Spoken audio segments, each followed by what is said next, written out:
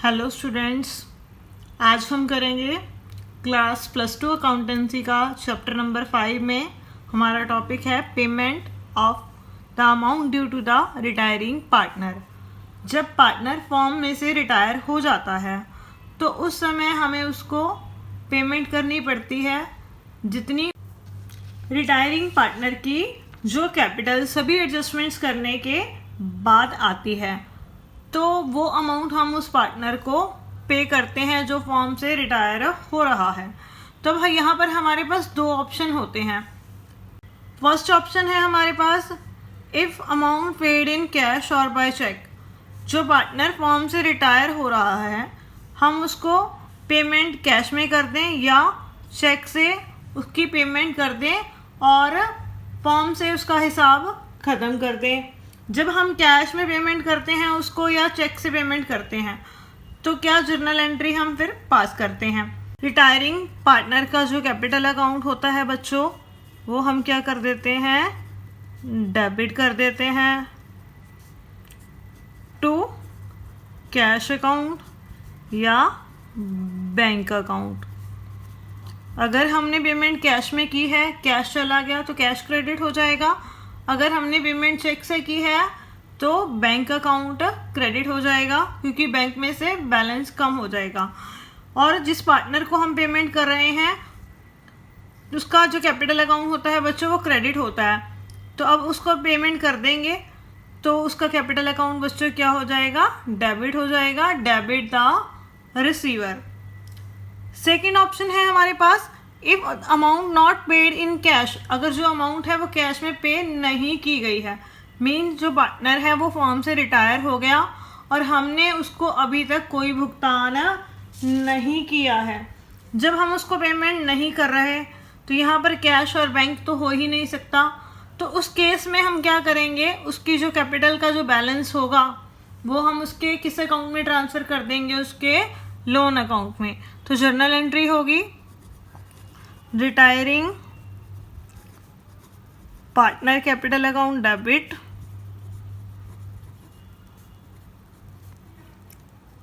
To partner loan account. जो partner retire हो गया उसके लोन अकाउंट में हम क्या करेंगे, उसको ट्रांसफ़र कर देंगे। हमने दोनों केसेस कर लिए। अगर उसको कैश में पेमेंट की है तो साथ के साथ हमारे पास ये कैश चला जाएगा। अगर हमने उसको पेमेंट नहीं की है तो वो जो उसकी कैपिटल का जो बैलेंस होगा उसकी रिटायरमेंट के दिन वो उसके लोन अकाउंट में ट्रांसफ़र हो जाएगा। बच्चों, अगर फर्म आने वाले टाइम में भी उसको पेमेंट ना करे तो उस केस में क्या उसे इस लोन पर ब्याज मिलेगा? हाँ, मिलेगा उसको लोन पर ब्याज। सेक्शन 37 जो है पार्टनरशिप एक्ट के अकॉर्डिंग वो क्या कहता है कि जो पार्टनर रिटायर हो जाए फॉर्म से और उसकी जो अमाउंट है लोन अकाउंट में ट्रांसफ़र हो जाए तो उसे 6% पर एनम के हिसाब से ब्याज मिलेगा ही मिलेगा। कब तक मिलेगा? जब तक उसके लोन की पेमेंट नहीं कर दी जाती। ये तो हो गया इंटरेस्ट ऑन लोन। सपोज करो जो फर्म की अर्निंग है बच्चों वो 20% से 30% तक फर्म कमा रही है उसका पैसा इस्तेमाल करके, तो क्या उस केस में वो 6% ही इंटरेस्ट मिलेगा उसे? तो उस केस में बच्चों वहाँ पर उसके पास सेकंड ऑप्शन होता है कि वो जो प्रॉफिट्स में से भी हिस्सा ले सकता है, उसे प्रॉफिट्स भी मिल सकते हैं। जितनी पूंजी उसकी इस्तेमाल करके फर्म ने जो प्रॉफिट्स कमाए हैं वो अपना प्रॉफिट्स भी ले सकता है या लोन के ऊपर 6% इंटरेस्ट भी ले सकता है। दोनों में से जो ज़्यादा होगा, विच एवर इज़ मोर, वो रिटायरिंग पार्टनर को मिलेगा। या तो 6% इंटरेस्ट जो अमाउंट उसकी लोन की है, या वो जो लोन वाली अमाउंट है वो यूज़ करके फर्म ने जितने प्रॉफिट्स कमाए हैं उस प्रॉफिट्स में से उसका जो हिस्सा बनता है उसे वो मिलेगा। इन दोनों में से जो ज़्यादा होगा रिटायरिंग पार्टनर को वही मिलेगा। अब क्वेश्चन ये अराइज होता है कि अगर क्वेश्चन साइलेंट है कि जो पार्टनर रिटायर हो गया फॉर्म से उसको हमने पेमेंट कैश में की है या नहीं की। तो उस केस में बच्चों हमने क्या मानकर चलना है कि हमने उसको पेमेंट नहीं की है और उसकी जो सारी अमाउंट है वो हमने उसके लोन अकाउंट में ट्रांसफ़र करनी है। तो आइए अब हम सबसे पहले एग्जांपल करते हैं, अगर हमने जो पेमेंट है वो चेक से की है या कैश में की है। अब हम करते हैं नेक्स्ट एग्जांपल। इसमें हमारे पास क्या दिया गया है, XYZ पार्टनर्स हैं, उनकी जो प्रॉफिट शेयरिंग रेशो है 5:3:2 है और उनकी जो बैलेंस शीट है 1 अप्रैल को दे रखी है, 1 अप्रैल 2018 को। और जो Y है उसने डिसाइड किया कि वो फॉर्म से रिटायर हो जाएगा। अब यहाँ पर हमारे पास एसेट्स भी दे रखी हैं और यहाँ पर हमारे पास लाइबिलिटीज़ भी दे रखी हैं और कुछ टर्म्स दे रखी हैं रिटायरमेंट के टाइम पर। Y sell his share of goodwill, Y ने अपना जो गुडविल में हिस्सा था वो X को बेच दिया और Z को बेच दिया। X को तो बेचा है उसने 8,000 रुपीज़ में और Z को बेचा है मीन्स 4,000 रुपीज़ में। मीन जो गेनिंग रेशो होगी बच्चों वो हम निकालेंगे। X ने 8,000 रुपीज़ पे किए हैं, Z ने 4,000, तो उसकी हम रेशो निकाल लेंगे। वो जो रेशो आएगी वो बच्चों उनकी क्या होगी, गेनिंग रेशो, जिस रेशो में X और Z ने Y का जो शेयर है वो लिया है। सेकेंड जो स्टॉक था, stock to be appreciated by 20%, stock की जो वैल्यू है बच्चों वो 20% से बढ़ गई है। स्टॉक हमारे पास 5,000 का दे रखा है अंदर बुक में और वो 20% से बढ़ गया है। एंड बिल्डिंग बाय 5,000, और बिल्डिंग की जो वैल्यू है वो भी 5,000 से इंक्रीज हो गई है। अंदर जो हमारे पास बैलेंस शीट में बिल्डिंग दे रखी है वो 25,000 की है। अब जो बैलेंस शीट बनेगी Y के जाने के बाद उसमें हम बिल्डिंग कितने की शो करेंगे, 30,000 रुपीज़ की।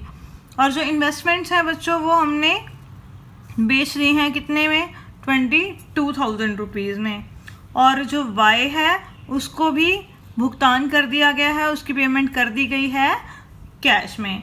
तो हमने यहाँ पर क्या क्या बनाना है, रीवैल्यूएशन अकाउंट बनाना है, पार्टनर्स के कैपिटल अकाउंट बनाने हैं और बैलेंस शीट बनानी है नई फर्म की। तो बच्चों अब हम इसे कॉपी पर सॉल्व करते हैं। जब भी आपके पास इस तरह का क्वेश्चन आ जाए जिसमें एडजस्टमेंट्स दी गई हों तो आपने क्या करना है, जो जो एडजस्टमेंट्स आपको दी गई हैं उसको आपने मार्क कर लेना है। यहाँ पर इन्वेस्टमेंट, स्टॉक और बिल्डिंग की जो है हमारे पास एडजस्टमेंट्स है, मैंने उसको मार्क कर लिया है। जब हम क्वेश्चन करेंगे तब हमें बड़ी आसानी हो जाएगी इसे सॉल्व करने में। देखो बच्चों, जो इन्फॉर्मेशन हमें क्वेश्चन में दी गई है उसके हिसाब से मैंने यहाँ पर रीवैल्यूएशन अकाउंट, पार्टनर्स के कैपिटल अकाउंट और उनके बैंक अकाउंट का जो प्रोफार्मा बना लिया है और साथ में हमें बैलेंस शीट भी बनाने को बोला गया है, तो मैंने ये बैलेंस शीट का प्रोफार्मा भी बना लिया है। सबसे पहले जो पार्टनर्स की कैपिटल दी गई है हमारे पास बैलेंस शीट में, उसे हम उनके कैपिटल अकाउंट में पोस्ट कर देते हैं बाय बैलेंस BD। कितनी कितनी कैपिटल्स है बच्चों, 30,000, 20,000 और उसके बाद है 20,000। ठीक है बच्चों, ये हमें कैपिटल्स दे रखी है। उसके बाद एक जर्नल रिजर्व दिया गया है हमारे पास बैलेंस शीट में, तो उसे हम क्या करेंगे, सभी पार्टनर्स में उनकी ओल्ड रेशो में डिवाइड कर देंगे। तो बाय जर्नल रिजर्व कितना है बच्चों रिजर्व हमारे पास, 10,000 का। 10,000 को जब हम डिवाइड करेंगे 5:3:2 में तो ये आ जाएगा 5,000 रुपीज़, 3,000 रुपीज़ और 2,000 रुपीज़। उसके बाद हमारे पास जो फर्स्ट एडजस्टमेंट है कि Y ने जो अपना शेयर है X और Z को बेचा है, Y ने अपना शेयर X और Z को बेचा है, कितने रुपीज़ में बेचा है, 8,000 में और 4,000 में। मीन्स X और Z जो गुडविल के Y को पे करेंगे, कितने पे करेंगे, 12,000। तो उसकी एंट्री क्या होती है, continuing partner capital account debit to retiring partner capital account. तो यहाँ पर हम लिख देंगे by X capital account. X कितने पे कर रहा है वाई को? 8000 रुपीज़। और वाई कितने पे कर रहा, जेड कितने पे कर रहा है यहाँ पर? 4000 रुपीज़। इनके अकाउंट क्रेडिट हो गए, वाई का अकाउंट क्रेडिट हो गया, और एक्स और जेड की कौन सी साइड में आ जाएंगे बच्चों? डेबिट साइड में। क्या लिखे? To Y capital account. ये किस चीज़ के हैं? ये जो अमाउंट हम डाल रहे हैं ये गुडविल की अमाउंट है, जिसमें एक्स और जेड ने वाई का शेयर खरीदा है। उसके बाद हमारे पास सेकंड एडजस्टमेंट दी गई है कि जो स्टॉक है उसकी वैल्यू बढ़ गई है हमारे पास 20% से। स्टॉक की वैल्यू बढ़ गई तो बच्चों हमें क्या हो गया? बेनिफिट हो गया। तो वो कहाँ आएगा? रीवैल्यूएशन की क्रेडिट साइड में बाय स्टॉक अकाउंट। स्टॉक की वैल्यू बच्चों कितनी दी गई है बुक में? 5000। 5000 का हम कितने परसेंट कर देंगे यहाँ पर? 20%। तो ये कितना आ गया बच्चों? 1000। तो अब जो बैलेंस शीट हम बनाएंगे उसमें हम स्टॉक की वैल्यू कितनी शो करेंगे बच्चों? यहाँ पर स्टॉक जो पुराना था हमारे पास वो था 5000 रुपीज़ का, और 1000 जो वैल्यू है उसकी वो इंक्रीज़ हो गई। टोटल ये हो गया बच्चों 6000 रुपीज़ का। उसके बाद जो है बिल्डिंग है वो 5000 से बढ़ गई, तो बिल्डिंग की वैल्यू भी इंक्रीज़ हो गई, तो बेनिफिट हो गया। तो वो कहाँ आएगा? रीवैल्यूएशन अकाउंट की क्रेडिट साइड में बाय बिल्डिंग अकाउंट। कितना? 5000। तो बैलेंस शीट में, नई बैलेंस शीट में हम कितने की बिल्डिंग शो करेंगे? यहाँ पर बिल्डिंग जो पुरानी हमारे पास थी 25,000 की थी, प्लस 5000 उसकी वैल्यू इंक्रीज़ हो गई, तो ये हो गई हमारे पास बच्चों 30,000 की। उसके बाद इन्वेस्टमेंट्स हमने सेल कर दी 22,000 में। जब हम इन्वेस्टमेंट सेल करेंगे बच्चों तो एंट्री, जर्नल एंट्री क्या पास होगी हमारे पास से? Bank account debit to investments account. कितने की? 22,000 की। ठीक है बच्चों। उसके बाद हमारे पास जो बैलेंस शीट है उसमें जो इन्वेस्टमेंट्स हैं वो हमारे पास कितने की दी गई हैं बच्चों? वो 10,000 रुपीज़ की दी गई हैं। 10,000 की जो इन्वेस्टमेंट्स हैं वो हमने 22,000 में सेल करी हैं। इट मीन हमें कितने का बेनिफिट हो गया? 12,000 का। फिर वो जो बेनिफिट है वो हम कहाँ ट्रांसफ़र कर देंगे? रीवैल्यूएशन अकाउंट में। तो जर्नल एंट्री क्या पास होगी? Investments account debit to revaluation account. कितना? 12,000 का जो हमें प्रॉफिट हो गया। तो अब यहाँ पर जो है इन्वेस्टमेंट्स हम कितने की डालेंगे? By investments profit on sale. ये आ गया बच्चों 12,000 का। ठीक है बच्चों। उसके बाद y is paid of in cash. हमारे पास एंट्री दे रखी है कि y को जो है भुगतान कैश में कर दिया गया है। तो मीन सारी जो एंट्रीज़ हैं वो हमारी कंप्लीट हो गई। तो अब हम क्या करते हैं? सबसे पहले रीवैल्यूएशन अकाउंट को कंप्लीट करते हैं। यहाँ पर हमारे पास क्या आ रहा है? प्रॉफिट। क्यों? क्योंकि क्रेडिट साइड में सारी आइटम्स हैं, डेबिट साइड में कुछ भी नहीं है। ये कितना हो गया बच्चों हमारे पास? 18,000। तो ये प्रॉफिट किसको ट्रांसफ़र हो जाएगा? सभी पार्टनर्स को उनकी ओल्ड रेशो में। The profit transfer to X capital account, Y और जेड। ये टोटल है हमारे पास 18,000। उनकी जो रेशो हमें दी गई है बच्चों वो कितनी है? 5:3:2 मीन्स 5/10 इंटू 18,000। ये हमारे पास कितना आ गया बच्चों? 9,000। फिर 3/10 करेंगे 18,000 का, तो ये हमारे पास कितना आ जाएगा? 5,400। उसके बाद 2/10 करेंगे हम 18,000 का, तो ये हमारे पास कितना आ जाएगा? 3,600। तो ये अब जो प्रॉफिट्स आया है हमारे पास वो हम क्या करेंगे, सभी पार्टनर्स के कैपिटल अकाउंट में क्रेडिट कर देंगे बाय रीवैल्यूएशन अकाउंट। कितना है, x का 9000, y का 5400 और z का 3600। तो ये मैंने यहाँ पर पोस्ट कर दिया। अब सारी एंट्रीज होगी। हमने y को कैश में पेमेंट कर दी, तो अब जब y को पेमेंट कर दी गई है तो y का हम हिसाब लगाते हैं कि इसकी अमाउंट कितनी बनती है। तो यहाँ पर क्या लिखेंगे, टू बैंक अकाउंट। यहाँ पर बैंक अकाउंट बच्चों मैंने क्यों लिखा है, क्योंकि हमारे पास जो क्वेश्चन है उसमें कैश एट बैंक दिया गया है।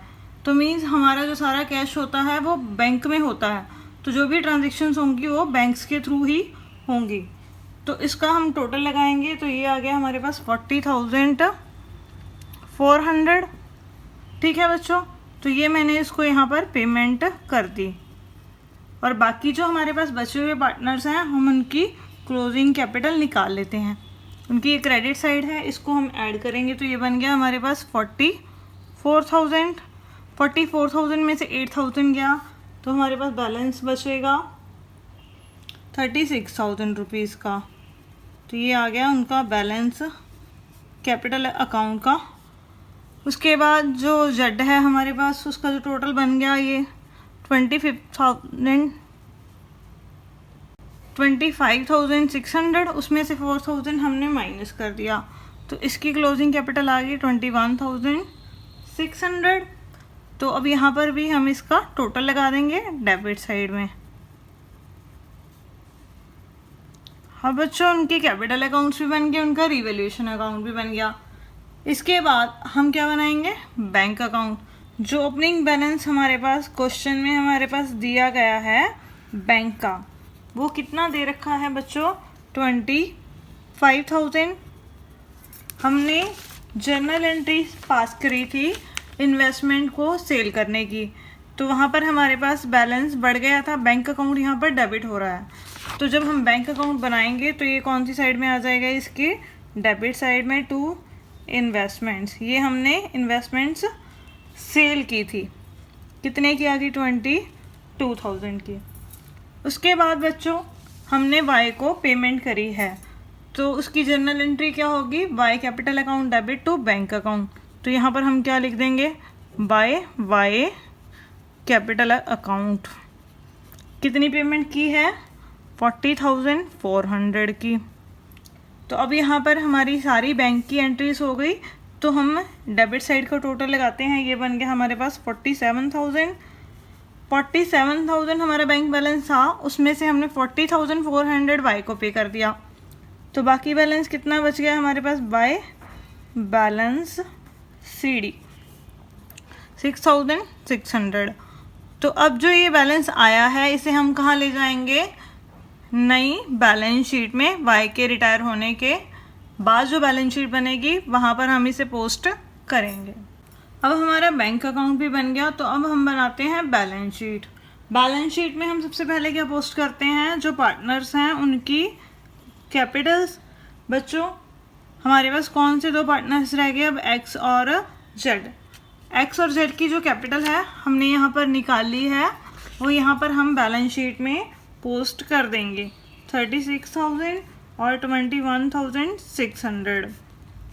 ये आ गया हमारे पास 57,600।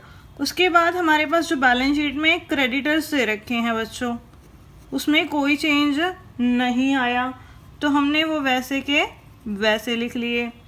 उसके बाद जो बिल्स पेबल हैं उसके बारे में भी क्वेश्चन में कुछ भी नहीं कहा गया, तो इट मीन्स इसमें भी कोई चेंज नहीं आया, तो बिल्स पेबल वैसे के वैसे आ गए। उसके बाद यहाँ पर हमारे पास बिल्डिंग हो गई, स्टॉक हो गया, प्लांट एंड मशीनरी, इसके बारे में कोई एडजस्टमेंट नहीं है क्वेश्चन में, तो इट मीन इसकी कोई वैल्यू चेंज नहीं हुई है। ये आ गई हमारे पास 15,000। उसके बाद हमारे पास जो डेटर्स हैं वो कितने हैं क्वेश्चन में, 10,000 रुपीज़, इसकी भी कोई एडजस्टमेंट नहीं है। उसके बाद हमारे पास है कैश एट बैंक। बच्चों अब हमने बैंक अकाउंट बना लिया, तो जो बैंक अकाउंट का जो क्लोजिंग बैलेंस आया था वो हमारा क्या हो गया, यहाँ पर बैलेंस हो गया। उस बैलेंस को हम यहाँ पर नोट कर लेंगे। तो अब सारी एसेट्स यहाँ पर मैंने डाल दी और यहाँ पर मैंने सारी लाइबिलिटीज़ भी डाल दी। तो अब हम इसका टोटल लगा लेंगे दोनों साइड्स का। तो ये आ गया हमारे पास 67,600। तो हमारी जो बैलेंस शीट है वो मैच हो गई।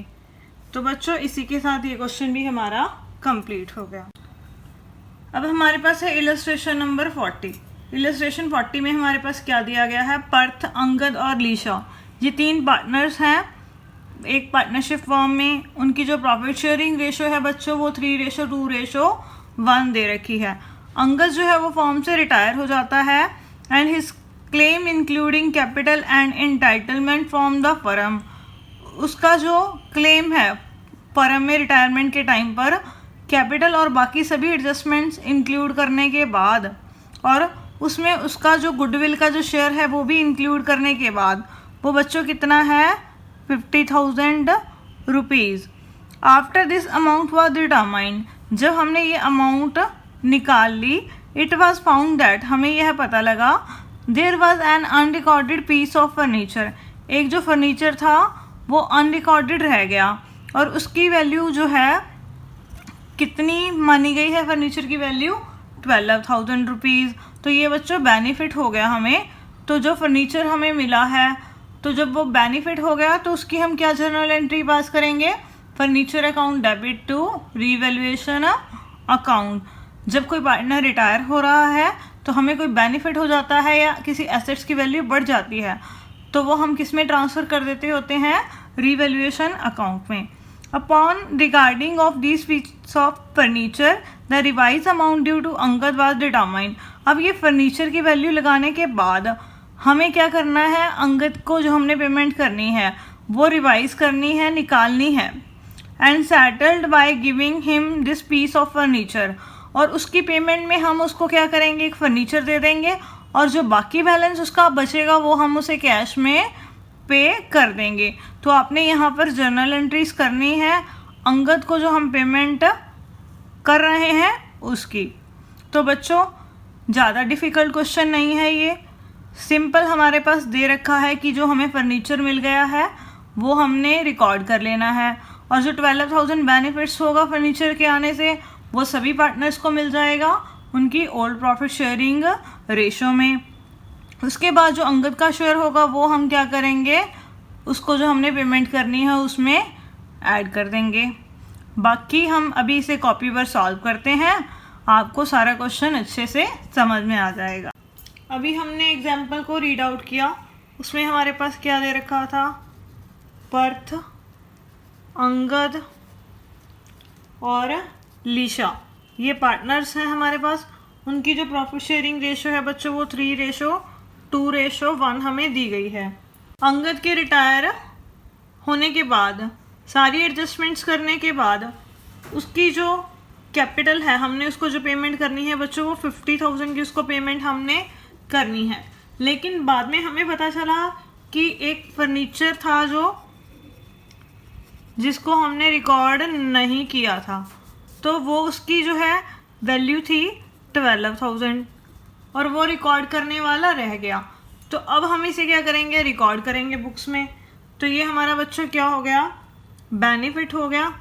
तो फर्नीचर हमें मिल गया, तो फर्नीचर अकाउंट हम क्या कर देंगे, डेबिट कर देंगे, फर्नीचर आ गया। और अगर कोई एसेट्स मिल जाती है हमें किसी पार्टनर की रिटायरमेंट के टाइम पर, या एसेट्स की वैल्यू इंक्रीज हो जाती है, तो उस बेनिफिट को हम कहाँ ट्रांसफ़र करते हैं, रीवैल्यूएशन अकाउंट में, टू रीवैल्यूएशन अकाउंट। कितना, 12,000। उसके बाद बच्चों ये जो रीवैल्यूएशन का जो प्रॉफिट होता है वो किसे मिलता है, सभी पार्टनर्स को मिलेगा। उनकी कौन सी रेशो में मिलेगा, उनकी ओल्ड रेशो में। तो एंट्री हम यहाँ पर क्या करेंगे, revaluation account debit to Parth capital account, to Angad capital account, to Lisha capital account. ठीक है बच्चों, अब इस 12,000 को हम बांट देंगे 3:2:1 में। तो ये आ गया 6,000, 4,000 और 2,000 रुपीज़।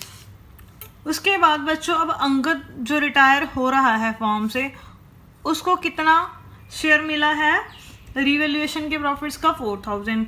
50,000 हमने उसको पहले देने थे, 4,000 जो है ये रिवैल्यूएशन का प्रॉफिट्स ऐड हो गया। टोटल हमने अब उसको कितने की पेमेंट करनी है बच्चों? अंगद को 54,000 की।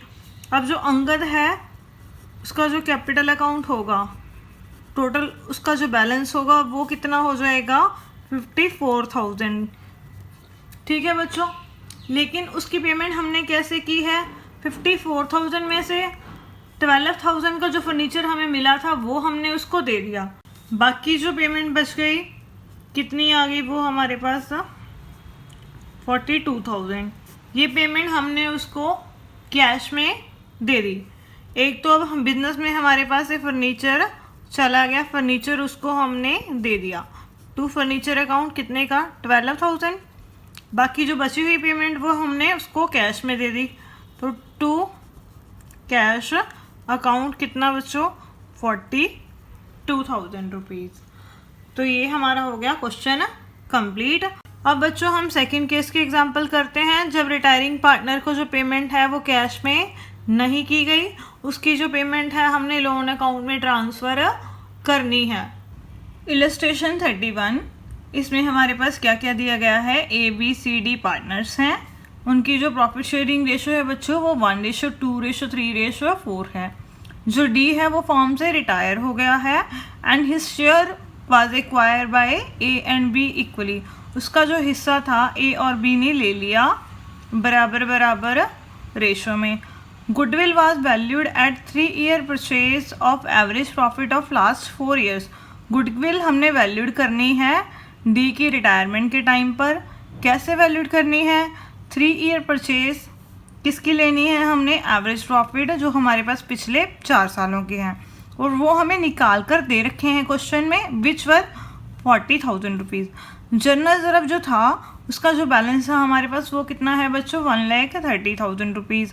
और जो डी की कैपिटल है बैलेंस शीट में वो कितनी दे रखी है हमारे पास? 3 lakh at the time of D retirement, D की रिटायरमेंट के समय। You are required to record necessary journal entries. आपने जर्नल एंट्रीज रिकॉर्ड करनी है अपनी फॉर्म की बुक्स में, और डी का जो कैपिटल अकाउंट है वो हमने बनाना है उसकी रिटायरमेंट के टाइम पर। तो बच्चों आप इसका स्क्रीनशॉट ले लीजिए ताकि जब हम इसे सॉल्व करें आपको ये अच्छे से समझ में आ जाए। 31st इलस्ट्रेशन में जो हमें इंफॉर्मेशन दी गई थी उसके बेस पर ये मैंने पहले ही परफॉर्मा बना लिया जर्नल का और डी के कैपिटल अकाउंट का। अब जो सारी इंफॉर्मेशन दी गई है उसे हम एक बार ब्रीफली नोट कर लेते हैं क्वेश्चन में हमारे पास क्या क्या इंफॉर्मेशन है। A, B, C और D ये 4 पार्टनर्स हैं हमारे पास, और इनकी जो रेशो है बच्चों वो 1:2:3:4 है। जो D है वो फॉर्म से रिटायर हो रहा है यहाँ पर हमारे पास। उसके बाद उसका जो शेयर था, D का जो शेयर है कितना है हमारे पास अब यहाँ पर? 4/10 D का शेयर। जो शेयर है ये किस किसने ले लिया? A और B ने इक्वल रेशो में ले लिया। मीन्स 4/10 का 1/2 वो किसने ले लिया? A ने, और 4/10 का 1/2 वो किसने ले लिया बच्चों? B ने। तो मीन्स ये आ गया 2/10 और 2/10। उसके बाद हमने यहाँ पर क्वेश्चन में गुडविल वैल्यूड करनी है। जो गुडविल हमने वैल्यूड करनी है वो 3-year purchase of average profits of 4 years लेने हैं। एवरेज प्रॉफिट जो हमारे पास 4 years के हैं वो दे रखे हैं कितने क्वेश्चन में? 40,000 रुपीज़। और 3 year के बेस पर जो गुडविल है पूरी फॉर्म की वो कितनी आ जाएगी, 1,20,000। ये गुडविल है, फॉर्म की गुडविल है बच्चों।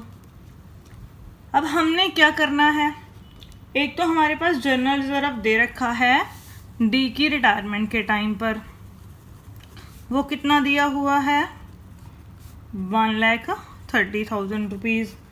और जो डी की कैपिटल दे रखी है बच्चों, वो दे रखी है हमारे पास 3 लाख जब डी रिटायर हुआ है। सबसे पहले हमने क्या करना है, जब कोई पार्टनर रिटायर होता है, उसके रिटायर होने से पहले जो रिजर्व्स पड़े हों उसे हम क्या करेंगे, सभी पार्टनर्स में बांट देंगे उनकी ओल्ड प्रॉफिट शेयरिंग रेशो में। तो हम सबसे पहले एंट्री करते हैं जनरल रिजर्व को बांटने की। तो जनरल रिजर्व अब क्या हो जाएगा हमारे पास यहाँ पर, debit general reserve account debit कितने से बच्चों, 1,30,000 रुपये से। ये किसे किसे मिलेगा, सभी को उनकी ओल्ड रेशो में, to A capital account, to B capital account, to C capital account, to D capital account. और उनकी जो ओल्ड प्रॉफिट शेयरिंग रेशो अभी हमने देखी वो कितनी थी, 1:2:3:4 मीन्स 1/10 ऑफ 1,30,000। तो ये कितना आ गया बच्चों, 13,000। तो ये 2/10 करेंगे 1,30,000 का, तो ये आ जाएगा हमारे पास 26,000। 3/10 करेंगे 1,30,000 का, तो ये आ जाएगा हमारे पास 39,000। 4/10 करेंगे 1,30,000 का, तो ये बच्चों कितना आ जाएगा, 52,000। ठीक है बच्चों। और जो डी की जो कैपिटल दे रखी है रिटायरमेंट के टाइम पर, वो हमने पोस्ट कर दी उसके कैपिटल अकाउंट में। कितनी है बच्चों वो, 3 लाख रुपीज़। उसके बाद अब जो डी रिटायर हुआ है उसे हमने फॉर्म की गुडविल में से हिस्सा देना है। तो हम क्या करेंगे, अब यहाँ पर डी का शेयर निकालेंगे, D share in form goodwill कितना आएगा यहाँ पर, 1,20,000 इंटू 4/10 करेंगे, तो ये कितना आ जाएगा बच्चों, 48,000। तो अब ये कौन पे करेगा, सिर्फ ए और बी, क्योंकि जो उसका जो शेयर था वो सिर्फ ए और बी ने लिया है, सी को तो कुछ मिला ही नहीं है। तो सी कहेगा मैं क्यों पे करूं, मुझे कौन सा डी का शेयर मिला है। तो वो कौन सी रेशो में पे करेंगे फिर ए और बी, जिस रेशो में उन्होंने डी का जो शेयर है वो रखा है। तो अब इसकी हम रेशो निकाल लेंगे, अगर 2/10 और 2/10, तो ये आ गई बच्चों उनकी गेनिंग रेशो 1:1। तो हम क्या करेंगे, ये जो 48,000 रुपीज़ है ए और बी से ले लेंगे उनकी गेनिंग रेशो में। तो अब इसकी क्या जर्नल एंट्री होगी हमारे पास, ए पे करेगा तो ए का कैपिटल अकाउंट बच्चों क्या होगा, डेबिट हो जाएगा यहाँ पर। बी पे करेगा तो बी का भी डेबिट हो जाएगा। ये दोनों मिलकर किसको देंगे, डी को, टू डी कैपिटल अकाउंट। ये कितना है, 48,000। 48,000 को जब हम बांटेंगे की गेनिंग रेशो में, मीन्स 1/2 48,000 का, और ये भी 1/2 पे करेगा, मीन्स बराबर बराबर। तो ये कितना आ गया बच्चों, 24,000। ये भी कितना आ गया बच्चों, 24,000। उसके बाद जो ये डी है वो फॉर्म से रिटायर हो गया है, तो हमें सबसे पहले देखना पड़ेगा कि हमने उसको कितनी पेमेंट करनी है। तो फिर जब हम उसको पेमेंट करेंगे वो पेमेंट हमें निकालनी पड़ेगी, और क्वेश्चन में हमें कुछ भी नहीं दिया गया कि हमने उसको पेमेंट करी है या नहीं करी। तो इट मीन्स हमने उसको पेमेंट नहीं की, तो वो जो अमाउंट है वो हम क्या करेंगे, उसके लोन अकाउंट में ट्रांसफ़र कर देंगे। तो उसकी जर्नल एंट्री क्या होगी, D capital account debit to D loan account. ठीक है बच्चों, पर यहाँ पर फिगर कितनी आएगी वो हमें निकालनी पड़ेगी। वो कैसे निकलेगी, उसका हमें कैपिटल अकाउंट प्रिपेयर करना पड़ेगा सारी एडजस्टमेंट्स करने के बाद। वो जो अमाउंट आएगी वो हम उसके लोन अकाउंट में ट्रांसफ़र कर देंगे। ओपनिंग बैलेंस हमने डाल लिया था। उसके बाद जो डी को जर्नल रिजर्व में से शेयर मिला है कितना 52,000, वो हम डाल देंगे उसके कैपिटल अकाउंट में बाय जर्नल रिजर्व अकाउंट। कितना 52,000 रुपीज़। उसके बाद उसको जो गुडविल में शेयर मिला है 48,000, वो हम डाल देंगे उसके कैपिटल अकाउंट में बाय ए कैपिटल अकाउंट। ए ने कितना पे किया है उसको 24,000 रुपीज़। उसके बाद जो बी है उसने कितना पे किया है उसको 24,000 रुपीज़। इसके अलावा हमारे पास कोई भी एडजस्टमेंट नहीं है क्वेश्चन में, तो अब हम क्या करेंगे, इसका टोटल लगा लेंगे। इसका टोटल आ गया हमारे पास 4 लाख रुपीज़। ठीक है बच्चों, और ये हम कहाँ ट्रांसफ़र कर देंगे अब उसके लोन अकाउंट में, 2D लोन अकाउंट। कितना 4 लाख रुपीज़। ठीक है बच्चों, तो अब ये फिगर आ गई हमारे पास, तो ये मैंने यहाँ पर पुट कर दी 4 लाख रुपीज़। हमने क्या किया, उसके लोन अकाउंट में अमाउंट ट्रांसफ़र कर दी।